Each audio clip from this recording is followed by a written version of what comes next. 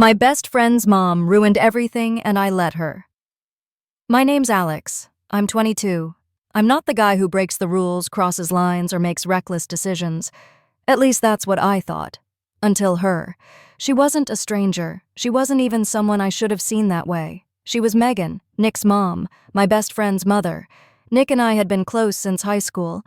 We shared everything: classes, sports, video games, and dreams for the future. He wasn't just a friend. He was like a brother. So when he offered to let me crash at his place over spring break, I didn't hesitate. What I didn't expect was Megan. She didn't look like a mom, not in the way I'd pictured. She was radiant, graceful, in a quiet, natural way. She had a presence that made you want to stand up straighter, speak more clearly, be noticed. And when she smiled at me that first night, a smile that lingered just a second too long, something in me shifted. Nick had always joked about her. "Don't get weird around my mom." I laughed it off. But once I met her, I realized it wasn't a joke. The tension started early, a glance here, a smile there. One night, Nick went out. I stayed behind. Megan appeared in the kitchen robe, tied loosely, moonlight catching her silhouette. We exchanged simple words, but there was weight in the air. And when she brushed past me, her shoulder barely grazing mine, it felt like electricity. I knew better. I told myself this was just awkward, coincidental. I was reading into things, but the more time we spent alone, the harder it became to lie to myself. Then came the night I couldn't forget. A knock at my door. Her standing there barefoot in an oversized shirt. No expectations, no pressure, just the truth of how we felt crackling between us like a live wire. That night changed everything. We crossed a line, and we didn't stop. For weeks we hid behind smiles and small talk. We became masters of silence, of secrets. And somehow we convinced ourselves no one would ever know. But secrets like that, they don't stay quiet forever. And when the truth finally came out, it didn't just break hearts. It blew up everything. Because the one person I never meant to hurt was the one who trusted me most. Nick warned me, and I didn't listen. Now I live with the memory of everything we had and everything I lost. All because of one choice, one woman, one night that changed everything. The morning after that first moment in the kitchen, the robe, the mug of tea, the soft smile, I tried to convince myself it hadn't meant anything, that it was just awkward timing and a tired mind reading too much into a casual encounter. But it wasn't. The next day, I caught Megan watching me again, her eyes lingering a second too long while she flipped pancakes at the stove. She wasn't trying to seduce me. It wasn't obvious. But something was there just under the surface, an undercurrent neither of us acknowledged out loud, and I felt it more with each passing moment. Nick remained oblivious. He always had this easygoing energy, cracking jokes, dragging me outside to shoot hoops, reminiscing about high school. Around him, everything felt normal. It was only when he left the room that the air shifted. It happened again one afternoon. Nick had gone out to get beer and snacks for a movie night, leaving me in the living room with Megan. She was on the couch, her legs curled under her, reading a book. I was scrolling through my phone, pretending not to notice the occasional glance she threw my way. Then she spoke. "You always this quiet?" I looked up. "I guess. Nick usually fills the space." She smiled. "He does like to talk." A pause. A long one. "You remind me of someone I used to know," she said, setting her book aside. He had that same quiet intensity. Thoughtful. Observant. Dangerous in his own way. I raised an eyebrow. "Dangerous?" She nodded slowly. "Some people are dangerous not because they're reckless, but because they see too much. Feel too much." I wasn't sure what to say. My throat felt dry. My heart was pounding. "I'm not dangerous," I finally said. She stood up and walked past me, her hand brushing my shoulder ever so slightly. "No," she said. "Not yet." And then she was gone. I sat there, frozen, breath shallow, trying to process what had just happened. Every cell in my body was buzzing. That night, I didn't sleep much. 2 days later, everything cracked wide open. Nick had gone out to grab dinner with some friends from campus, tossing me a lazy "back in a couple hours" as he disappeared out the front door. The house was quiet again. Too quiet. I'd spent the last few days walking on a tightrope, avoiding being alone with Megan, but tonight I didn't move fast enough. I was pouring a glass of water when I heard footsteps behind me. I turned. She was there, barefoot again this time, in a simple black tank top and loose flannel pajama pants. Casual, effortless, but her expression was anything but. "Want to talk?" she asked, voice low. I hesitated. "About what?" Her eyes searched mine. "You know exactly what." I gripped the edge of the counter, the silence between us thick as smoke. "I don't think we should." She stepped closer. "I don't either. But that hasn't stopped either of us." "Has it?" I couldn't look at her.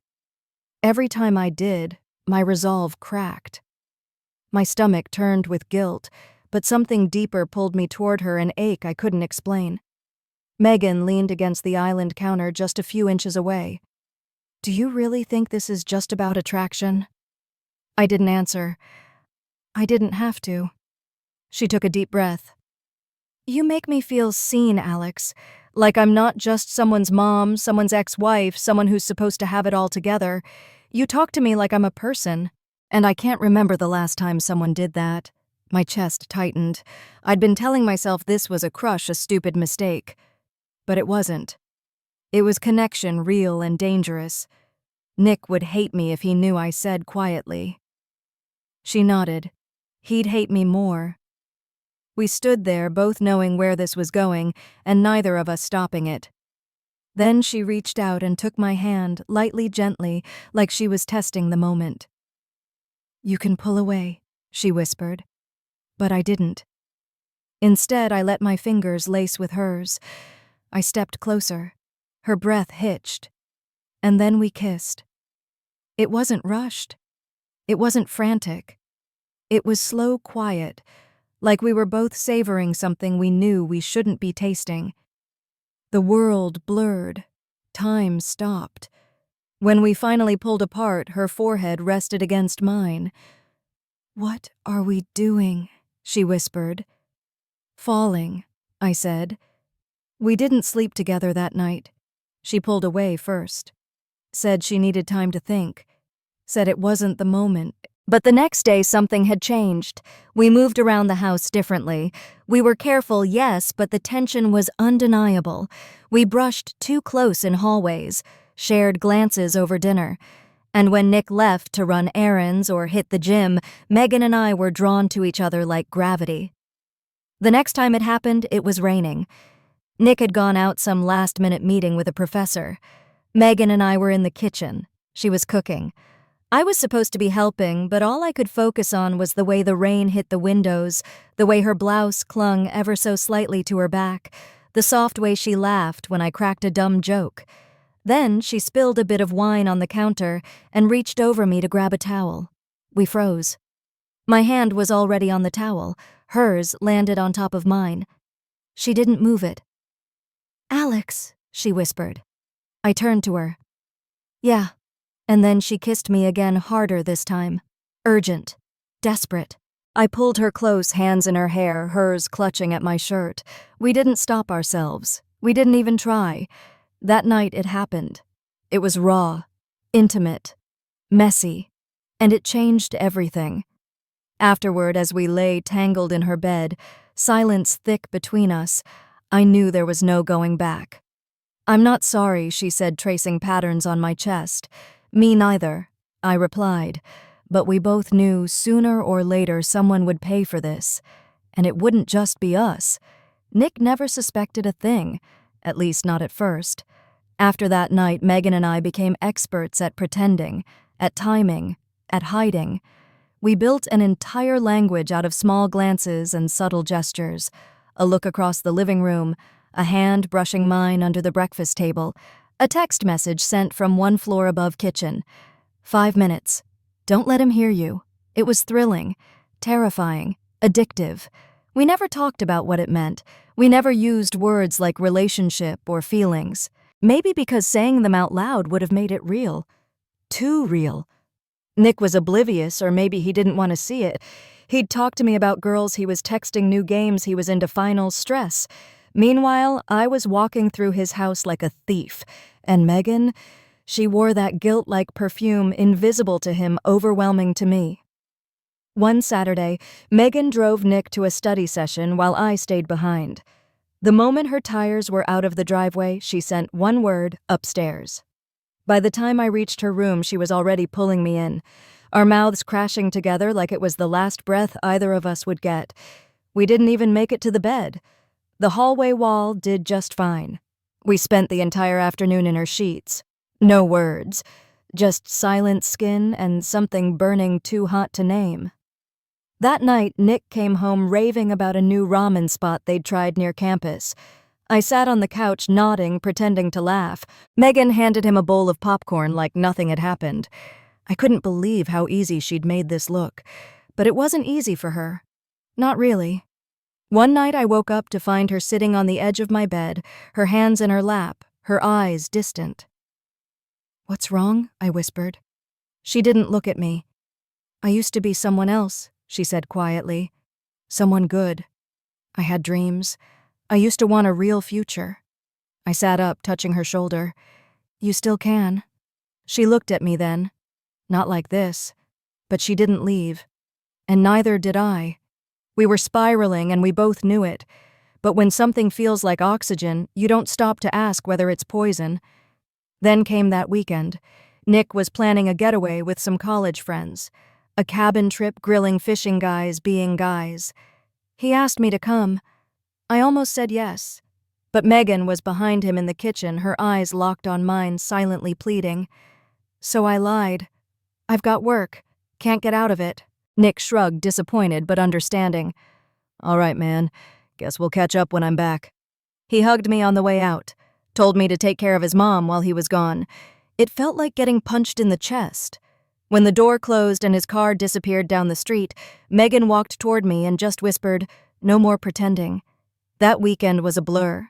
We cooked together, slept together, took long showers, drank wine on the patio at midnight, whispering into each other's mouths.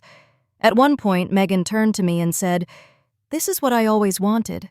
Just someone seeing me. All of me." And I saw her. I saw the cracks in her voice when she talked about raising Nick alone. I saw the way her hands shook when she talked about how empty the house had been before I showed up. And I saw how afraid she was of how much she needed this. I was afraid too, but I needed it just as badly. That Sunday evening, just before Nick was due home, we sat on the living room floor in our sweats, her head on my chest, my hand in her hair. And for a second, I let myself believe we could have this forever. But then, headlights swept across the living room window. Nick was home. Megan jumped up, straightened her clothes. I wiped my face, tossed the throw blanket across the couch like it could hide the truth. When he walked in, everything felt off. He hugged his mom, nodded at me, but something in his eyes had shifted. We were quiet that night, too quiet. The next morning I caught him staring at me over his cereal bowl, not with suspicion, something worse. Realization. That night it happened. Megan had left her phone on the kitchen counter. It lit up. A message from me. "I miss you already."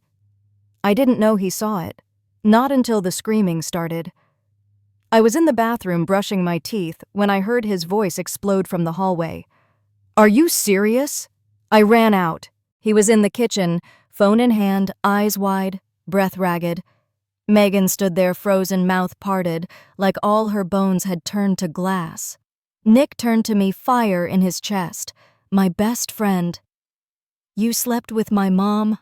I opened my mouth, but nothing came out. Megan tried to step in, but he shoved the phone toward her. How long has this been going on?" She didn't answer. He laughed bitterly. "Unbelievable. My mom, the one person I thought would never betray me." His voice cracked. His hands were shaking. I stepped forward. "Nick, listen, no," he snapped, eyes wet. "Don't. You don't get to talk. You were family." And that's when I saw it. Not just anger. Heartbreak. Deep, shattering heartbreak. He stormed out before either of us could say a word. We didn't chase him, because what could we possibly say? We'd broken something sacred. and no amount of apology could glue it back together. We sat in silence for hours.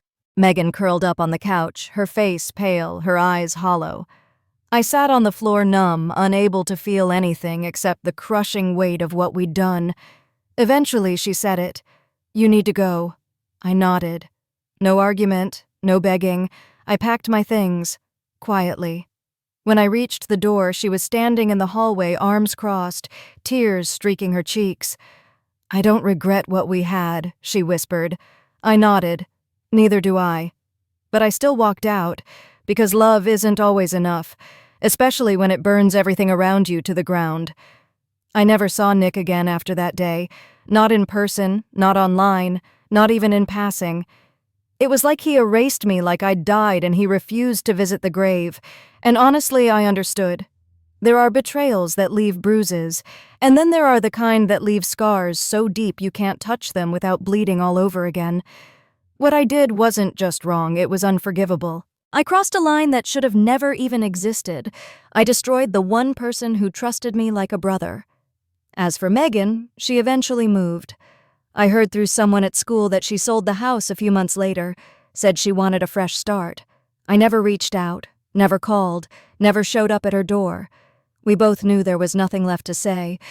But some nights when everything's quiet and I'm lying awake in my one-bedroom apartment, I still hear her voice.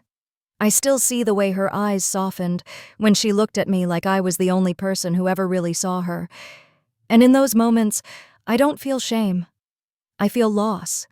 Because what we had wasn't fake. It was real. But sometimes real doesn't mean right. Sometimes it just means wrong at the worst possible time. So yeah, my friend warned me. He told me to be careful around his mom. He said it with a laugh, maybe even as a joke. But beneath that laugh was a truth I ignored, and I paid the price. If you've ever stood on the edge of a decision that could change everything, ask yourself this. Will it be worth the wreckage when it's over? Because trust once broken doesn't grow back the same. Not for friends, not for family, not even for yourself. If this story hit you in the gut like it did me living it, drop a comment below. Tell me, have you ever crossed a line you couldn't uncross? And if you're new here, subscribe for more stories that challenge the boundaries we all pretend not to touch. We tell the truths people are scared to say out loud. Because sometimes silence is the loudest sin of all.